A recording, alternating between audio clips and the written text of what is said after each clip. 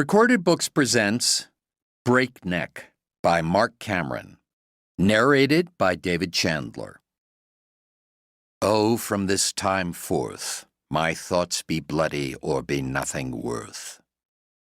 From Hamlet by William Shakespeare. Prologue. Alaska. Gladys Tomaganuk's husband, Pete, was the one who decided they should all go upriver to catch ducks, and she would never forgive him for it. It was June, Kagun in Gladys's native Yupik, when fish would soon be so plentiful you could hit them with a stick. The ice had gone off the main Yukon just the week before with much destruction and shrieking. Gladys made almost as much noise when she spied the new hickey on her 15-year-old son's neck. That damned downriver girl, Agnes Pulte, was the culprit. Gladys called her Utgutsunik, one who looks like a wart. Pete assured her Emmett was just going through a phase. Boys would be boys. When Gladys pointed out that those same boys were already cozying up to their 12-year-old Winnie, Pete started getting the boat ready for duck camp. Emmett took care of the shotguns and the .270 Winchester rifle, Gladys's camp gun. There were bound to be bears about. Winnie helped pack their basic supplies: flour, oil, salt, sugar, coffee, and a gallon baggie full of smoked salmon strips, the last of the previous year's harvest. 2 dark blue boxes of Sailor Boy pilot bread went on top of everything. More of a hard cracker than bread, each piece was the diameter of a hockey puck, and good with everything, from peanut butter to seal oil. It was a staple in bush Alaska. All chubby cheeks and smiles, baby Martha enjoyed the ride up and down the riverbank, swaddled in soft cotton in the back of Gladys's summer guspuck. Moose camp, berry camp, fish camp, or duck camp, the Tomaganuks were pros, and they had the boat loaded in no time. Gladys's worries began to melt away from the first growl of the propeller biting the turbid brown waters of the mighty Yukon. The river was wide here, swollen by spring floods to almost a mile across.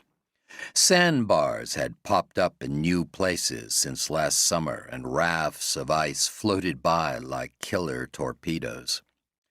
The mouth of the main Andrewski was less than 2 miles upriver, just around the corner. St. Mary's, a couple of miles north of that. A series of crescent sloughs and side channels, the east fork of the Andrewski snaked between the main river and the Chulnik, meandering south and east before turning northward through the low Nulato hills. It was called Kukaklik in Yupik, the middle one. Pete pulled the tiller toward him, avoiding a sandbar as he cut up the channel. A grayling leaped on the sun-dazzled surface, biting at some unseen insect or bit of fluff. The sight of it filled Gladys with hope for a good supper. The normally clear waters churned and frothed, swollen and cloudy with silt. Jagged rafts of old ice grew more plentiful as the little boat motored upstream. Pete wove his way carefully, keeping well clear of the bergy bits. His dad had died falling through rotten ice, and he harbored a healthy respect for it. 2 hours after the Tomaganuks departed Pitka's Point, their little boat nosed around the protected bend they all knew so well. Gladys marveled at how much of the bank had simply vanished. Thick cottonwoods that she'd known for decades were gone, sheared off during breakup and taken downriver. What had once been a gentle slope had been gouged into a steep, muddy cliff 5 feet high. Emmett gave his sister a stiff elbow and called dibs on any fossilized mammoth teeth or ivory they might find in the newly exposed earth. Gladys clapped her hands, elated when she saw the plywood shelter was still intact. Pete reversed the prop for a short burst and then lifted the motor out of the water. Momentum carried them in. Skunk cabbage and purple sedge sprouted on the wet bank amid patches of ice and snow. 20 feet upriver, an otter zipped down a mud chute and slipped beneath the surface with a squeak. Emmett and Winnie crowded into the bow, their bulky life jackets fighting for the best spot. Winnie grabbed the bow rope, the sleeves of her purple hoodie pushed up on her little forearms, ready for work, and scrambled over the side the minute they scraped gravel. She sloshed up the bank to take a loop around a cottonwood that had survived the ice dams. Emmett gripped the bow with both hands and threw his weight backward, tugging the boat closer to the bank so his mother wouldn't get her feet wet. The grunt of winging ducks drew everyone's attention upward. If there was a more beautiful duck than the strikingly black and white eider, Gladys had never seen it. Pete stood at the sight, teetering the aluminum hull against the gravel. Never much of a talker, he turned his head to follow the winging birds.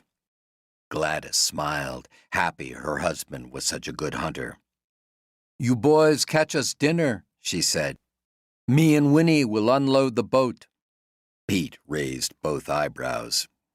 In other parts of the world, the expression might convey amusement or surprise, but to Gladys's people, who might have to sit silently for hours waiting to catch their food, it was a quiet way to say, "Good idea."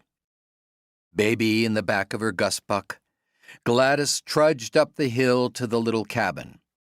It was a shack, really, with a blue tarp roof, weathered plywood walls, and one long window Pete had salvaged from the rear of an old Ford pickup truck. The door was unlocked. A thief might just break it down, and someone caught in a blizzard might need shelter. "Teapot's been moved," Gladys said as soon as she stepped inside. Winnie crowded around her mother and surveyed the 16 by 6. To keep listening to this audiobook, I've left you a link in the description so you can do it, at no cost thanks to Audible's 30-day free trial.